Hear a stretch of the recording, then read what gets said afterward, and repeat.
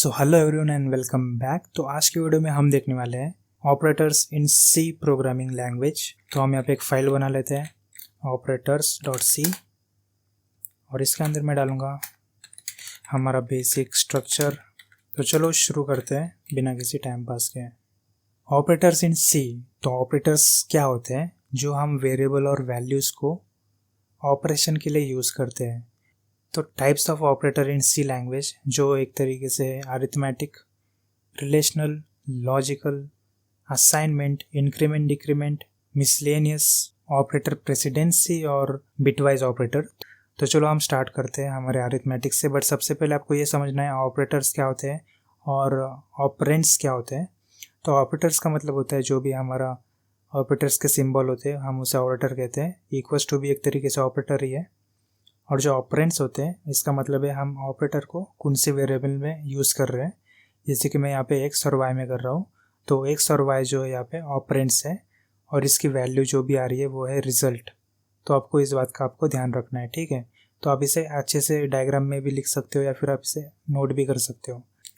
तो मैं यहाँ पे लिखता हूँ फर्स्ट ऑफ ऑल कमेंट में अरिथमेटिक ऑपरेटर। तो सबसे पहले हम अच्छे से समझते हैं। हम यहाँ पे एक वेरिएबल बनाएंगे v जिसका होगा 34 और s बनाऊंगा जो होगा 6। तो अभी हम क्या करेंगे, एक वेरिएबल बनाएंगे या फिर सबसे पहले हम यहाँ पे प्रिंट ही कर लेंगे क्योंकि ज़्यादा टाइम वेस्ट नहीं होगा, आपको भी अच्छे से समझ आ जाए। तो मैं यहाँ पे करूँगा v plus s equals to %d। तो इसी के अंदर मैं यहाँ पे v एडिशन 6 करता हूँ। तो हम इसे एक तरीके से एडिशन का ऑपरेटर परफॉर्म कर रहे हैं। तो जो भी इसकी एडिशन होगी वो हमें मिल जाएगी। तो देखो जो भी है हमारा 34 प्लस 6 उसका आंसर आ रहा है 40। तो इसी को मैं यहाँ पे कमेंट कर मतलब कॉपी पेस्ट करूँगा और इसके अंदर हम सब्ट्रैक्शन का यूज़ करेंगे। तो बैकस्लैश देना मत भूलना एक न्यू लाइन के लिए, मैं भूल गया। फिर से रन करेंगे तो हमें आंसर मिल रहा है यहाँ पे 28। 34 माइनस 6 इज 28। फिर से हम यहाँ पे एक वेरिएबल बनाएंगे आई मीन printf। इसके अंदर हम यूज़ करेंगे मल्टीप्लिकेशन जो है स्टार से होता है और मल्टीप्लिकेशन हम करेंगे एक अलग नंबर से जैसे कि 12 मल्टीप्लाई बाय 6। तो आंसर आ रहा है 72। तो अब हम समझते हैं डिवाइडेशन। तो डिवाइडेशन में हम यहाँ पे स्लैश का यूज़ करेंगे /। तो 12 डिवाइडेड बाय 6, तो देखते हैं आंसर क्या आता है, इट्स एन 2, ठीक है। तो अब हम सबसे इम्पोर्टेंट बात यहाँ पे समझेंगे। हमारे पास एक ऑपरेटर है जिसको हम कहते हैं परसेंटेज नहीं मॉड्यूलस कहते हैं, आपको ये ध्यान रखना है मॉड्यूलस। तो इसका काम क्या होता है? तो मॉड्यूलस ऑपरेटर जो होता है modulus is used to get remainder. आपको इसका ध्यान रखना है। बट इसका एक रूल है, जब भी आप कोई मॉड्यूलस यूज़ करते हो तो modulus operator can not be applied on float. तो इसका मतलब है हम मॉड्यूलस को फ्लोट डेटा टाइप के अंदर नहीं यूज़ कर सकते, ये गलत वैल्यू दे देगा। तो इसका आपको ध्यान रखना है। आपको कोई भी जब भी आप मॉड्यूलस लिख रहे हो तो उसको कभी भी फ्लोट में मत डालना। हम अच्छे से समझते हैं मॉड्यूलस ऑपरेटर एक्चुअली में वर्क कैसे करता है। तो मैं यहाँ पे करूँगा let's say x equals to 2 और y इक्वल्स टू 2। तो मॉड्यूलस ऑपरेटर समझने से पहले मैं आपको एक बेसिक अंडरस्टैंडिंग देना चाहता हूँ रिमाइंडर एक्चुअली निकलते कैसे, क्योंकि मेरे साथ ऐसे बहुत से व्यूअर्स है जो एक्चुअली में समझ नहीं पाते मॉड्यूलस क्या होता है। तो चलो एक अच्छे से डायग्राम के साथ मैं आपको एक्सप्लेन करता हूँ। तो ये है हमारा अरिथमेटिक ऑपरेटर जिसमें plus, addition, subtraction, multiplication, division और मॉड्यूलस। तो जो मॉड्यूलस ऑपरेटर होता है ना, तो इसका मतलब क्या होता है, जब भी आप कोई डिवाइड करते हो तो उस डिवाइडेशन में कोई भी एक रिमाइंडर निकलता है, आई मीन उसकी वैल्यू मॉड्यूलस में रिटर्न हो जाती है। तो जैसे कि हमने स्कूल में सीखा ही था डिवाइडेशन, तो मैं यहाँ पे 12 और 12 करता हूँ, तो 12 1 12 क्या होता है, 12 ही होता है। तो यहाँ पे कुछ रिमाइंडर आया नहीं, 0 आया, तो इनको माइनस किया तो 0 ही आएगा। तो सेकंड आंसर में हम देखेंगे 12 जो यहाँ पे 24 से करना है हमें, तो 12 1 12, 12 2 24। तो क्या 2 जो भी है यहाँ पे 24 जो है, क्या इससे माइनस हो रहा है, नहीं। अगर हो यहाँ पे कुछ इस तरीके से 12 और यहाँ पे वो 26, तो अभी हम क्या कर सकते हैं, हम यहाँ पे आगे तो नहीं जा सकते ना, तो 12 2 24 ही करेंगे, हम यहाँ पे माइनस करके 24 करेंगे। तो 6 - 4 क्या होगा यहाँ पे, 2, और 2 - 2 जो होगा 0। तो मतलब इसका रिमाइंडर, मतलब इसका वैल्यू अभी क्या है, 2। तो इसका जो भी रिमाइंडर आएगा वो होगा 2। तो कुछ इस तरीके से हमें यहाँ पे एक रिमाइंडर मिला है। तो चलो कोड में आते हैं। तो प्रिंट एफ करूँगा और इसके अंदर मैं डालूँगा %d। तो इसके एक्चुअली में वैल्यू आनी चाहिए, जैसे कि मैं यहाँ पे करूँगा x मॉड्यूलस y। तो हमें जो भी इसमें से डिवाइडेशन हो जाएगा, इसकी रिमाइंडर कुछ निकल रही है तो नहीं निकल रही, तो हमें देखते हैं ये क्या आंसर देता है। तो हमें दे रहा है 0, ठीक है। अगर क्या हो, अगर मैंने यहाँ पे कर दिया 6 को डिवाइड करो 7 को डिवाइड करो 2 से, तो यहाँ पे हमें 1 रिमाइंडर मिल जाएगा। तो कुछ इस तरीके से हमारा मॉड्यूलस वर्क करता है। फॉर एग्जांपल मैं यहाँ पे करूँ 10 और मैं यहाँ पे करूँगा 7, तो जब हमें x मॉड्यूलस 7 करेंगे तो हमें रिमाइंडर मिलेगा 3 का। ऑब्वियस सी बात है, क्योंकि जो भी हम डिवाइड कर रहे हैं 10 को 7 से, तो उसका जो भी वैल्यू आएगा वो 3 ही निकलेगा। यहाँ पे 3 करेंगे और लेट्स रन। तो इसका जो भी रिमाइंडर आ रहा है वो आ रहा है यहाँ पे 1। तो कुछ इस तरीके से हम यहाँ पे मॉड्यूलस के हेल्प से यहाँ पे रिमाइंडर का वैल्यू यहाँ पे निकाल सकते हैं। अगर कोई भी रिमाइंडर होता है तो हमें यहाँ पे शो कर देगा, ठीक है। तो ये हमारा अरिथमेटिक ऑपरेटर जो हमने यहाँ पे अच्छे से सीख लिया। तो मैं इसे कमेंट करता हूँ और बढ़ते हैं हमारे नेक्स्ट ऑपरेटर के ऊपर, जो है यहाँ पे रिलेशनल ऑपरेटर, जिसे हम कंडीशनल ऑपरेटर भी कहते हैं। Relational operator are used to compare two values. अगर कोई भी वैल्यूज कंपेरेटिवली इक्वल होगी तो वो ट्रू देगी। ट्रू का मतलब होता है 1, फॉल्स का मतलब होता है 0। ये सी में ट्रू और फॉल्स नहीं चलता दूसरे लैंग्वेज जैसे। सी में 1 का मतलब होता है ट्रू और फॉल्स का मतलब होता है 0। आपको ये ध्यान रखना है। तो चलो इसे अच्छे से समझते हैं। Relational OPERATORS operators. तो let's go. Let's a equals to मैं यहाँ पे करूँगा 5 एंड b इक्वल्स टू यहाँ पे मैं करूँगा 6। तो इसी के सामने मैं प्रिंट करता हूँ। तो मैं यहाँ पे क्या करूँगा, a double equals to b है ना। तो हम इसके सामने इक्वल्स टू डाल के इसकी जो भी आंसर होगी %d में निकालना चाहेंगे, जैसे कि a double equals to b। तो डबल इक्वल्स टू ऑपरेटर जो भी होता है वो रिटर्न करता है। अगर दोनों वैल्यूज़ ट्रू होंगी, इक्वल होगी, तो वो ट्रू देगा। अगर नहीं होंगी तो फॉल्स देगा। ट्रू मतलब 1, फॉल्स मतलब 0। तो देखो अभी एक तरीके से a और जो b है वो इक्वल नहीं है, वो डिफरेंट है। तो हमें यहाँ पे वैल्यू क्या मिलेगी, तो हमें यहाँ पे वैल्यू मिली है 0। उसी तरह से अगर मैंने यहाँ पे दोनों की वैल्यू इक्वल कर दी, a की भी 5 कर दी, b की भी 5 कर दी, तो मुझे यहाँ पे ट्रू रिटर्न आएगा, जो है यहाँ पे 1। तो सेम मैं यहाँ पे इसे कॉपी करूँगा। अब मैं इसे नॉट ऑपरेटर करूँगा। तो नॉट ऑपरेटर का मतलब क्या होता है, नॉट का मतलब है ये जो एक्सक्लेमेशन मार्क इक्वल्स टू है ना, इसका मतलब होता है नॉट। तो जो भी वैल्यू ट्रू होगी है ना, तो वो उसको क्या करेगा, इक्वल कर देगा फॉल्स से, मतलब उल्टा करेगा। जो भी वैल्यू ट्रू होगी उसे फॉल्स करेगा, जो वैल्यू फॉल्स होगी उसे ट्रू करेगा। तो ये वैल्यू कौन सी है अभी, ट्रू। बट अभी जो हमारा नॉट इक्वल्स टू है ना, वो इसे फॉल्स कर देगा। देखना, तो देखो एक तरीके से इसने इसे फॉल्स कर दिया। यहाँ पे देखो 0 आ गया। तो मैं इसे \n देता हूँ फॉर न्यू लाइन। अगर मैं इसे कर दूँ यहाँ पे 6, तो अभी एक तरीके से इक्वल नहीं है, तो ये एक तरीके से फॉल हो चुका है। तो हमें नॉट ऑपरेटर यहाँ पे ट्रू रिटर्न करेगा, मतलब उल्टा काम करेगा वो।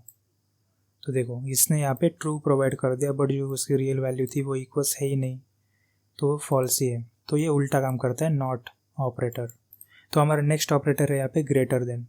ग्रेटर देन का मतलब होता है true if left is greater then right. Left बड़ा होगा राइट से तभी ट्रू होगा।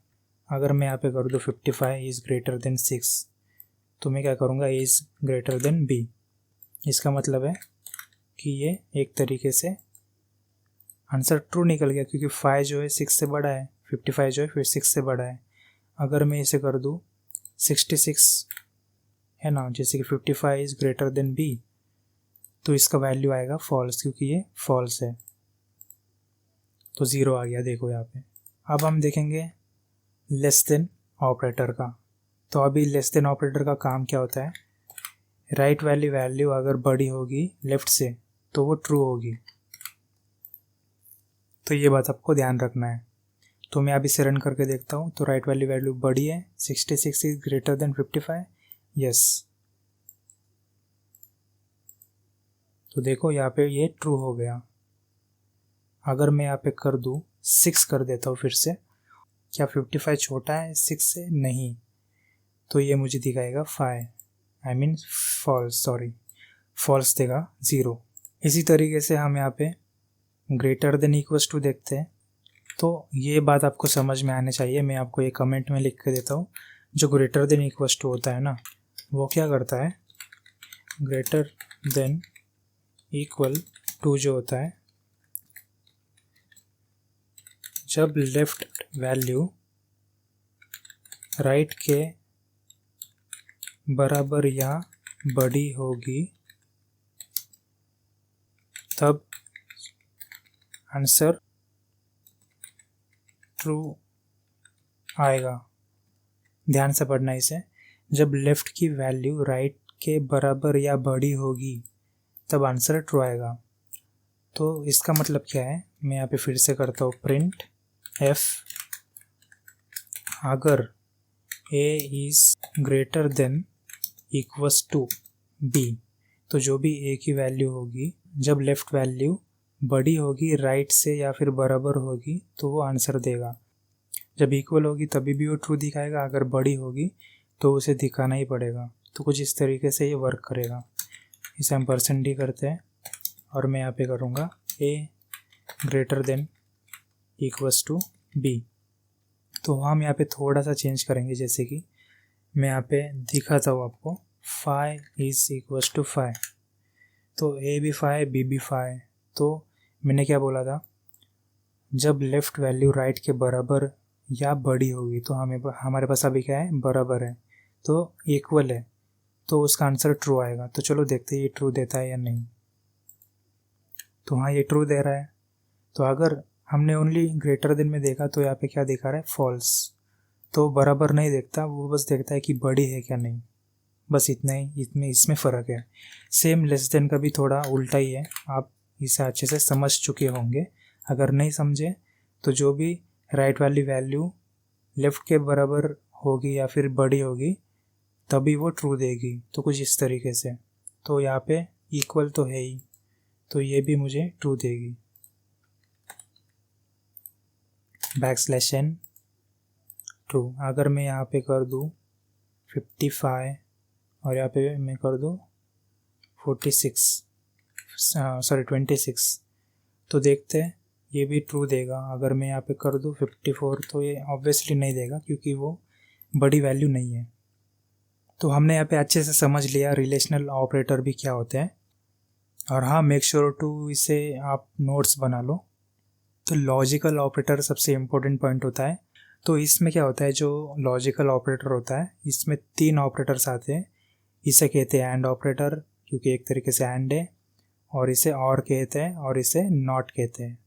तो जो एंड ऑपरेटर होता है ना, वो कंडीशन तभी ट्रू देगा अगर जब दोनों वैल्यू यहाँ पे ट्रू होगी। जैसे कि आप यहाँ पे देख सकते हो, 5 इज़ ग्रेटर देन 3 और 6 इज़ ग्रेटर देन 2। तो ये दोनों कंडीशन ट्रू हो गई है, तो इसका जो भी आंसर आएगा वो ट्रू आएगा। तो चलो इसे हम प्रैक्टिकली अच्छे से समझते हैं। तो इसे मैं कमेंट करता हूँ, printf अगर लॉजिकल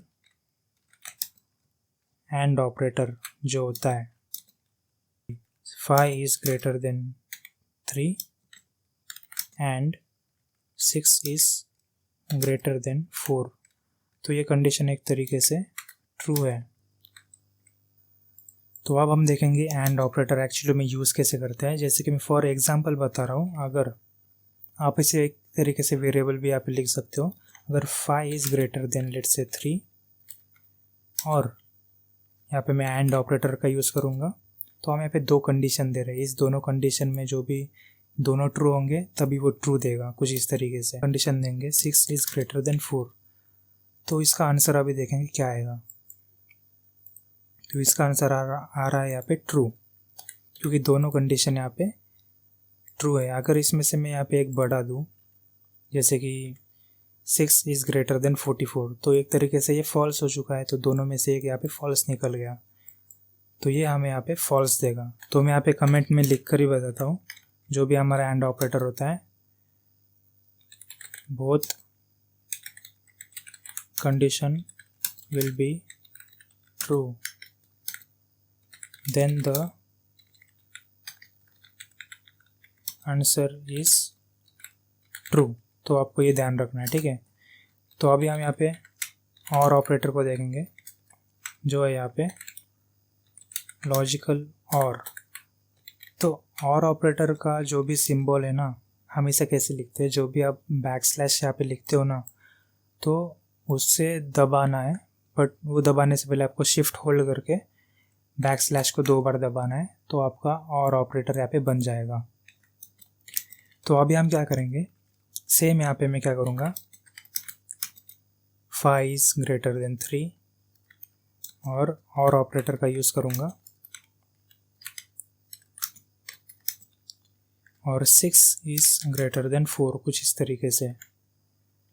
और इसका जो भी आंसर आएगा हम बैकस्लैश n में देंगे न्यू लाइन के लिए।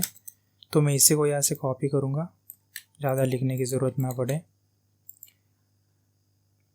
तो ये जो है ना, हमें आंसर देने वाला है ट्रू, क्योंकि इसमें भी दोनों ट्रू है। बट अगर इसमें से कोई एक फॉल्स हुआ तो क्या होगा, सच कहूँ तो कुछ फ़र्क नहीं पड़ने वाला, क्योंकि इस दोनों में से कोई भी एक कंडीशन अगर ट्रू भी होगी ना, तो और ऑपरेटर चला लेगा।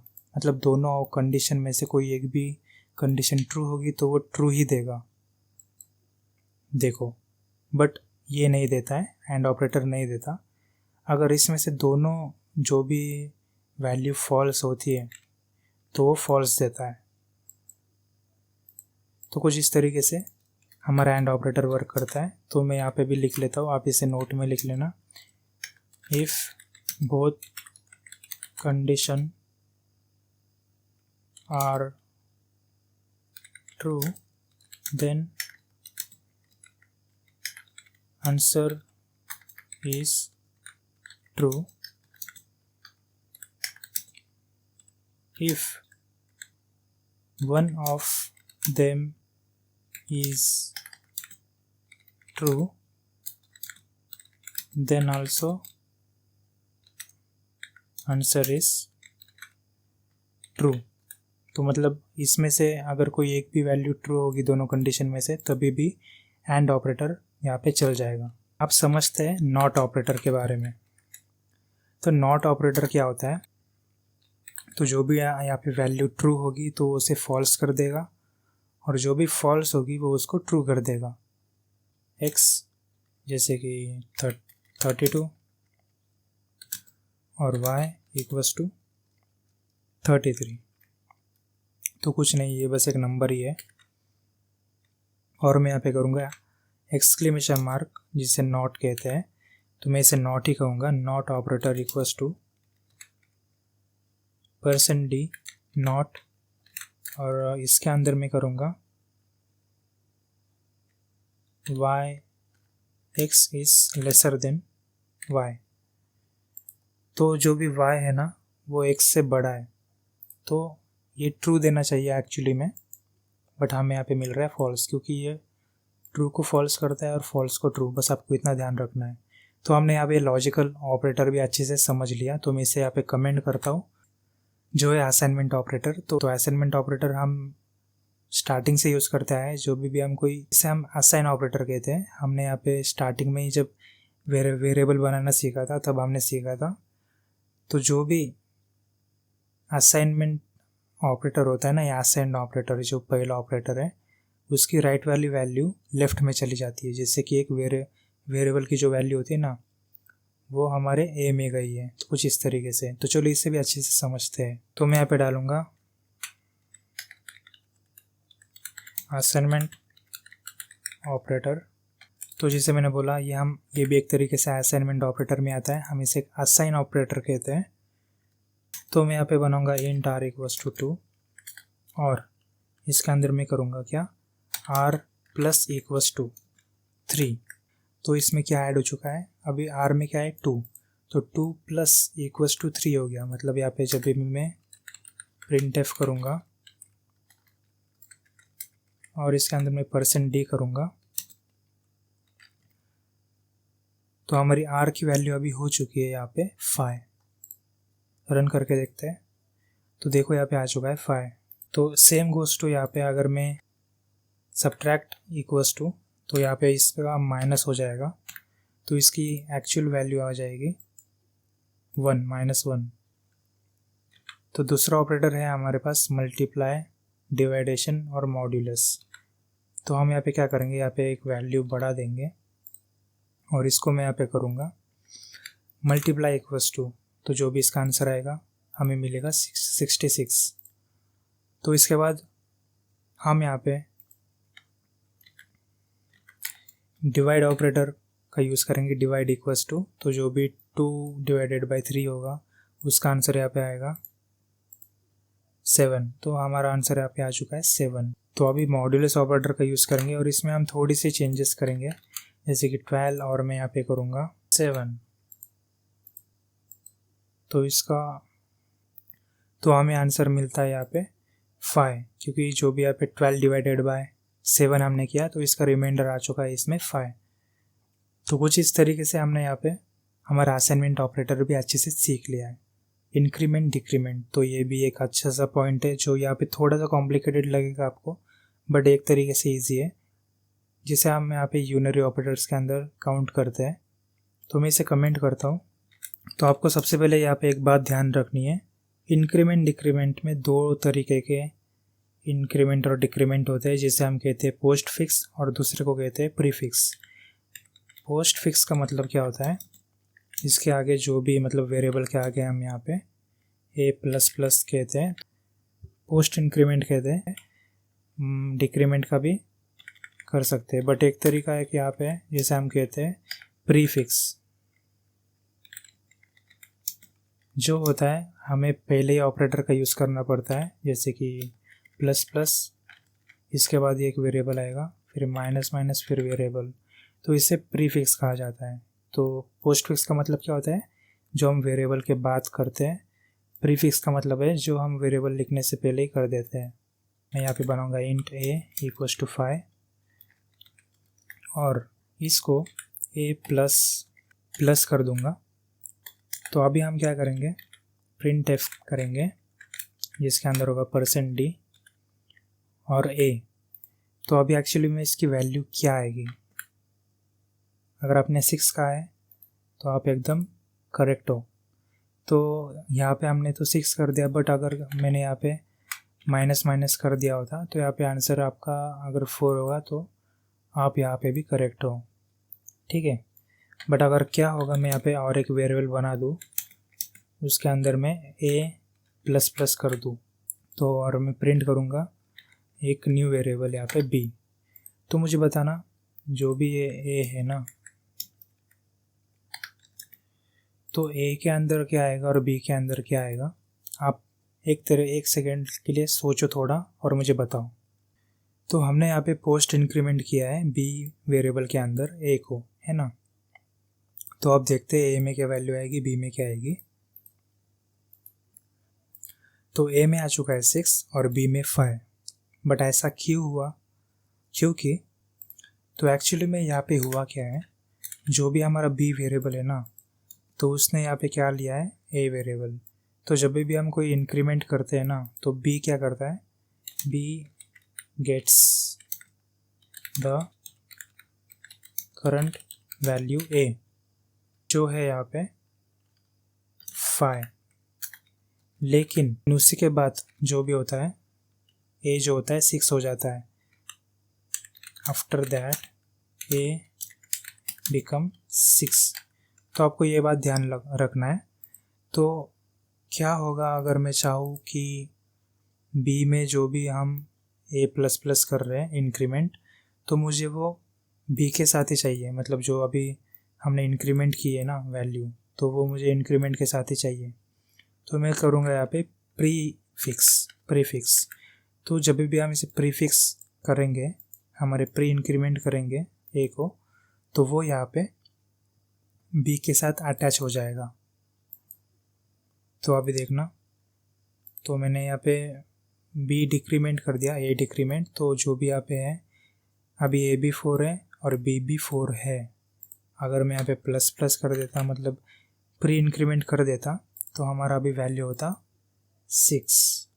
तो इसी का हम इस तरीके से यूज़ करते हैं। जो हमारा पोस्ट फिक्स होता है, अगर हम कोई वेरिएबल के साथ लिखते हैं, तो वो क्या करता है, सीधा ए की करंट वैल्यू को एक्सेस कर लेता है, क्योंकि हमने यहाँ पे पोस्ट फिक्स का यूज़ किया है। अगर हमने प्री फिक्स किया होता, तो वो क्या करता, प्री फिक्स को भी काउंट में लेता और उसके बाद हमारा जो भी ऑपरेटर है उसको भी काउंट में लेता, तभी हमें यहाँ पे हमारा आंसर मिल जाएगा।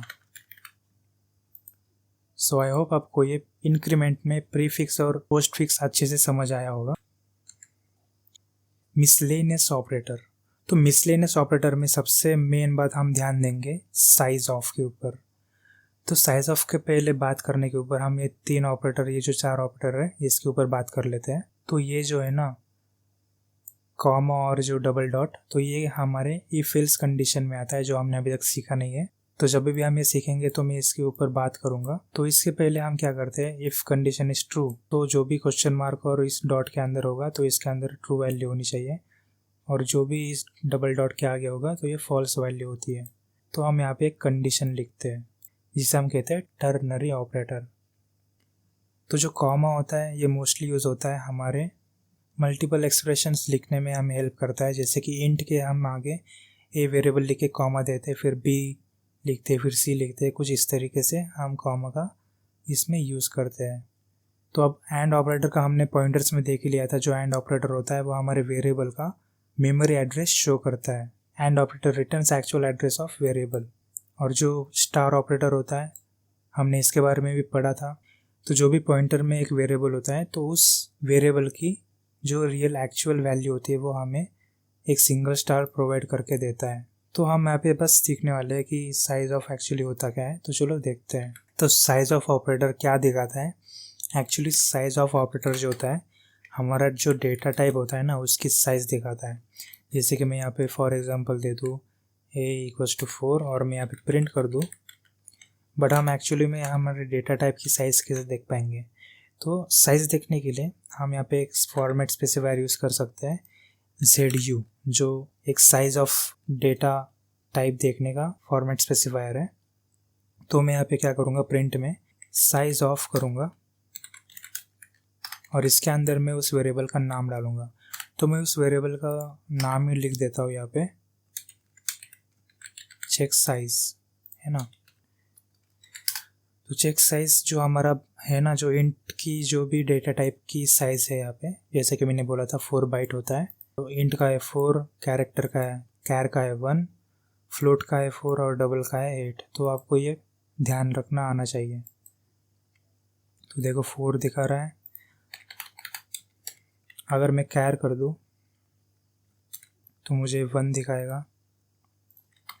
अगर मैं फ्लोट कर दूँ तो मुझे दिखाएगा 4।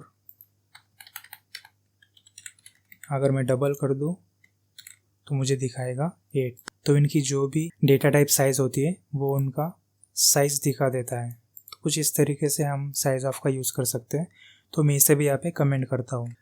तो अब हमारा नेक्स्ट ऑपरेटर है यहाँ पे बिटवाइज ऑपरेटर, बट मैं इसे एक स्पेशल वीडियो में बनाने वाला हूँ क्योंकि ये थोड़ा कन्फ्यूजिंग होगा स्टार्टिंग में, क्योंकि हमने अभी बहुत कुछ सीख लिया है तो आपको ओवरफ्लो ना हो जाए, इसलिए मैं इसे नेक्स्ट वीडियो में बताऊँगा। और हमारा दूसरा जो भी ऑपरेटर है यहाँ पे ऑपरेटर प्रेसिडेंसी, तो ये भी बहुत इंपॉर्टेंट पॉइंट है। तो ये भी हम हमारे नेक्स्ट वीडियो में देखने वाले हैं, इसकी एक स्पेशल वीडियो आएगी और बिटवाइज ऑपरेटर का भी एक स्पेशल वीडियो आने वाला है। तो चलो मिलते हैं हमारे नेक्स्ट वीडियो में, तब तक इस वीडियो को लाइक करना और make sure to subscribe and share with your friends अगर आपको ये वीडियो वैल्यूफुल लगी होंगी तो। So thank you for watching once again. मिलते हैं नेक्स्ट वीडियो में।